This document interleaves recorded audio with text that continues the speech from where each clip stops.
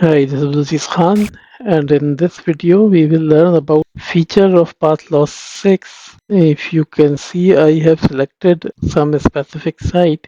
Basically, we can do it with the whole network as well, but then it takes a lot of time because it calculates things. So if we increase the total sites, then the calculation will also increase a lot. So that's why I have tried to reduce the number of sites. So with the help of path loss, if we have a few sites and we want to know that which path should be better. So there is a way. For example, if I want a connectivity between this site and this site, so connectivity can be from the left side or from the right side. So I can decide, but path loss can also decide it for me based on a few parameters. So let us go and see that. So if I go to operations, I need to select the sites first because otherwise if I have these sites in some kind of group, then I can select that group.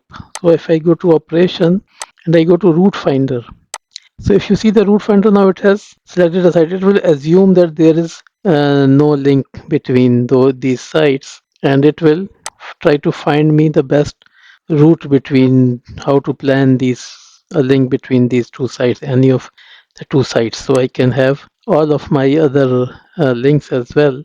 But I will go with the selection because I have selected a few sites.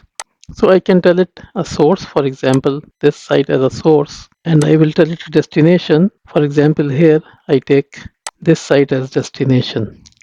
So I have to give it minimum path length that it will try to calculate within, at least it should not calculate very small links and it should not calculate very big links. I mean, maximum path length I have put as 50.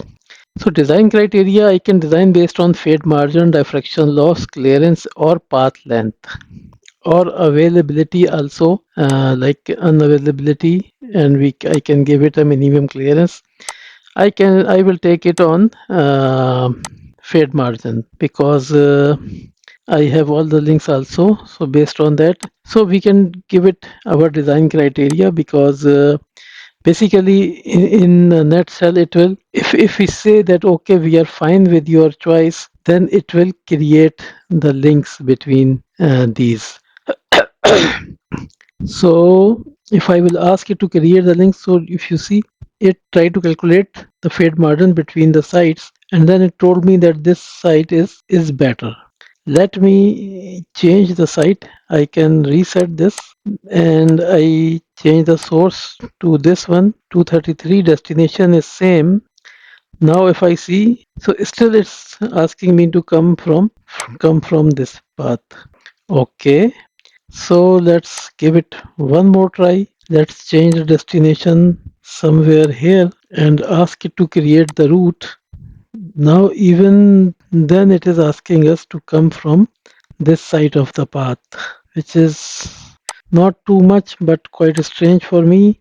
Let's further change the source. Let's bring it somewhere here and then we should try. Now it's saying that you can come from this path, maybe because these two links, they are very heavy links maybe. So if I will accept this and I will ask you to finalize the link, it will try to create the link file and it will save it in some group, which I will not do. Also, it can give me a CSV report where I can see that what is it, on what basis, I mean, it is telling us this thing. Let me create the same name.